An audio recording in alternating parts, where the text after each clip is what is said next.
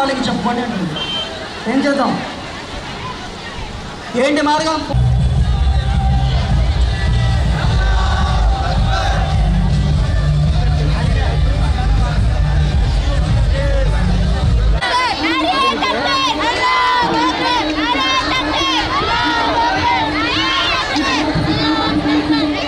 నుంచి బ్రిటిష్ కాలానికి ముందు నుంచి మరి భారతదేశ స్వతంత్రం వచ్చిన తర్వాత కూడా ఈ యొక్క వక్ఫ్ చట్టానికి బలమైన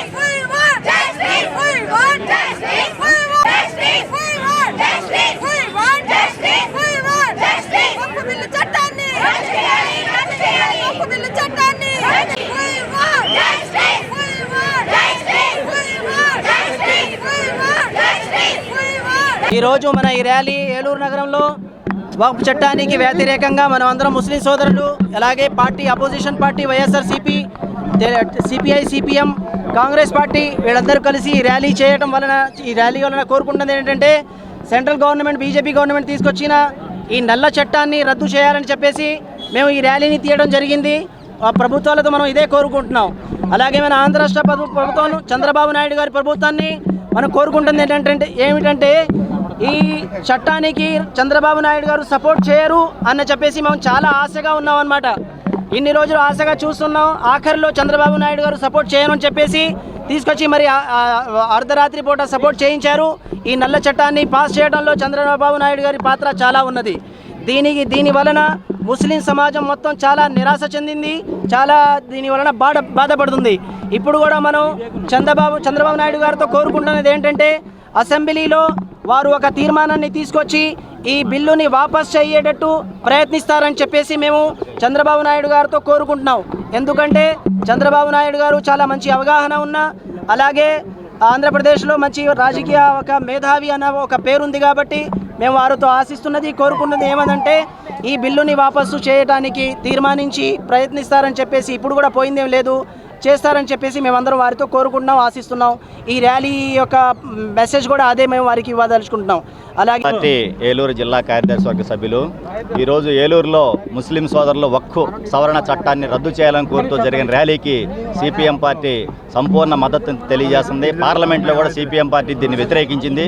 దురదృష్టకరం ఏమిటంటే వాస్తవంగా ఈరోజు బీజేపీ ఎన్డీఏ ప్రభుత్వం మైనారిటీలో ఉంది, కానీ పచ్చి అవకాశవాద తెలుగు 3 పార్టీలు అయితే ఉన్నాయో వీళ్ళు రోజువారీ డ్యాన్స్ ఆడుతున్నారు. లోక్సభలో ఒక రకంగా, రాజ్యసభలో ఒక రకంగా, బయట ఒక రకంగా, లోపల ఒక రకంగా మాట్లాడి ఆంధ్రుల్ని గొంతు కోశారు. ఈరోజు ఈ రాష్ట్ర ప్రజల సమస్య ఏమిటంటే బి బాబు, జే జగన్, పి పవన్ బీజేపీ రూపంలో రాష్ట్రాన్ని సర్వనాశనం చేస్తున్నారు.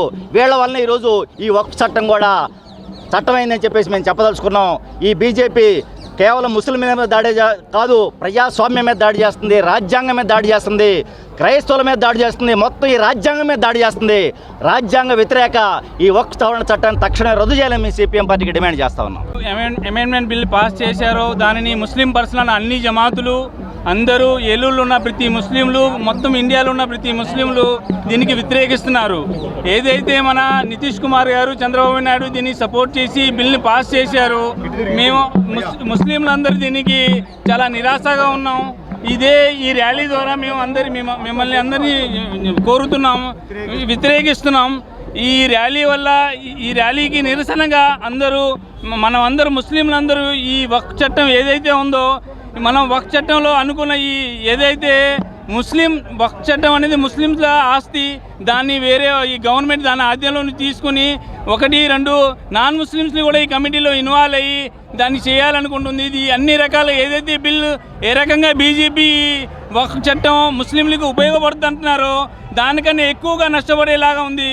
చెప్పేది ఒకటి, చేసేది ఒకటి ఉంది. అందుకే ఈ జేఏసీ తరపున, అందరూ తరపున మేము ఈరోజు ఈ ర్యాలీ తరపున ఖండిస్తున్నాం. ఆ బిల్ని నల్ల చట్టాన్ని వెనుక తీసుకోవాలి. ఏంటంటే వక్ఫ్ అంటే అల్లాహ్ యొక్క మార్గంలో పేదవాళ్ళ కోసం, ముస్లిం కమ్యూనిటీలో పేదవాళ్ళ అభ్యున్నతి కోసం ఇవ్వడం కోసం ఆస్తిపాస్తులు మా పూర్వీకులు అల్లా మార్గంలో వదిలిపెట్టేళ్ళారు. వక్ఫ్ అంటే ఏంటంటే వాళ్ళ హక్కుల్ని వదిలిపెట్టుకుని అల్లా మార్గంలో ఇవ్వడం, అది కేవలం ముస్లిం సామాజిక వర్గం యొక్క అభ్యున్నతి కోసం, అంతేగాని దీంట్లో ఎవరికి ఎటువంటి హక్కు లేదు. పైగా వక్ఫ్ ఆస్తి అనేది అమ్మటానికి కూడా పర్మిషన్ లేదు. ఇది కేవలం ముస్లింల యొక్క స్కూల్స్ కానీ, హాస్పిటల్స్ కానీ, మద్రసాలు కానీ, వాళ్ళకి పేదవాళ్ళకి అభివృద్ధి చెందడానికి కానీ రాసినవి. కానీ ఈరోజు ప్రజాస్వామ్య దేశమైన భారతదేశంలో ఈ ముస్లింల ఆస్తిని కాజేయడానికి గవర్నమెంట్ ఈ వక్ఫ్ సవరణ అనేది తెచ్చింది. నిజానికి వక్ఫ్ సవరణ చేస్తే ఇప్పుడు ఎలా ఉంటుందంటే, ఈరోజు హిందువులు గుళ్ళు ఉన్నాయనుకోండి, హిందువుల గుళ్ళో వేరే వాళ్ళ మతస్థులను కానీ, అసలు హిందూయేతరులని ఎవరినైనా వాళ్ళ అథారిటీలో తీసుకుంటారా? తీసుకోరు. కానీ ముస్లింలకు మాత్రం మాకు సంబంధించిన వక్ఫ్ బోర్డులో ముస్లిమేతరులను తీసుకొచ్చి దాంట్లో పెడుతున్నారు. నిజానికి ఏ మతానికైనా, దేనికైనా సంబంధించి ఆ మతానికి సంబంధించిన ఆజ్ఞలు ఏవైతే ఉంటాయో అవి పూర్తిగా తెలిసిన వాళ్ళే దాన్ని హ్యాండిల్ చేయాలి. ఇప్పుడు చూడండి, తిరుపతిలో మీకు వేద పాఠశాలలు ఉన్నాయి. దాంట్లో కేవలం బ్రాహ్మణులకు మాత్రమే హక్కు ఉంటుంది, మిగిలిన వాళ్ళు ఎవరు చదవడానికి కూడా హక్కు ఉండదు. కానీ మా దగ్గరకు వచ్చేటప్పటికి ముస్లింల యొక్క ఆస్తి ఏదైతే ఉందో దీన్ని నిర్ద్వందంగా కాజేయటం కోసం గవర్నమెంట్ ఈ యాక్ట్ అనేది తీసుకొస్తుంది. అయితే ఈ వక్ఫ్ చట్టాన్ని సవరణ చేయడానికి ఇది ప్రజాస్వామ్య దేశం కాబట్టి ముందుగా మా అందరి అభిప్రాయాలు అడగాలి. మేము మెజారిటీ జనం, ముస్లింల్లో మెజారిటీ జనం ఒప్పుకుంటే అప్పుడు మీరు దీన్ని యాక్ట్ కింద తీసుకురావాలి. కానీ మా సామాజిక వర్గంలో ఎవరు ఒప్పుకోలేదు.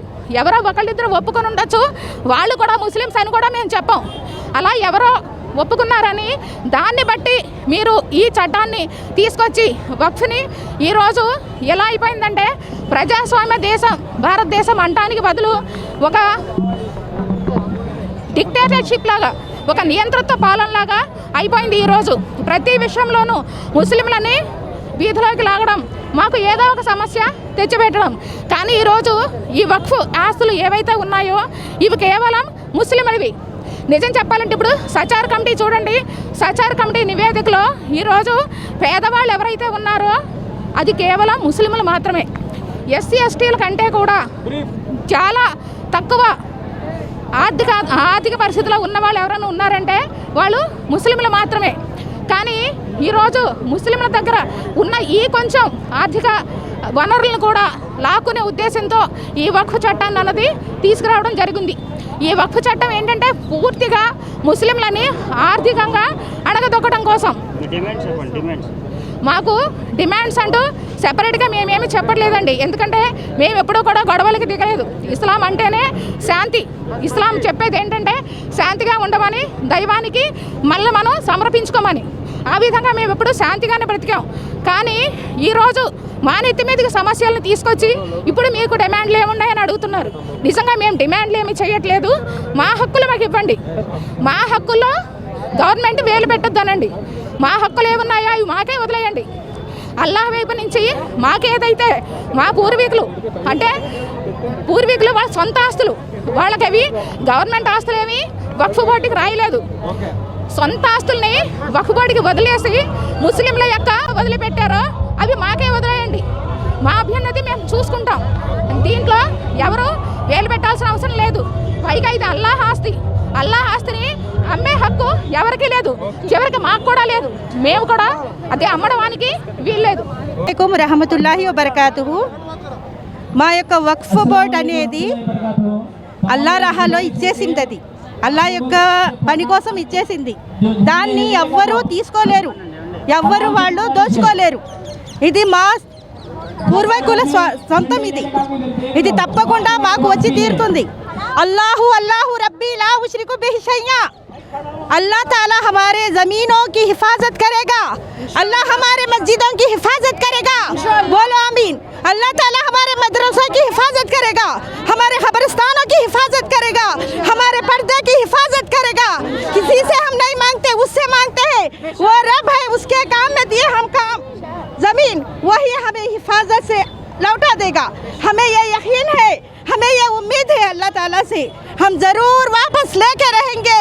हमारे जिम्मेदारान हम तमाम मेहनत करते हैं, धूप में दौड़ करते हैं, हम ज़रूर वापस लेके रहेंगे।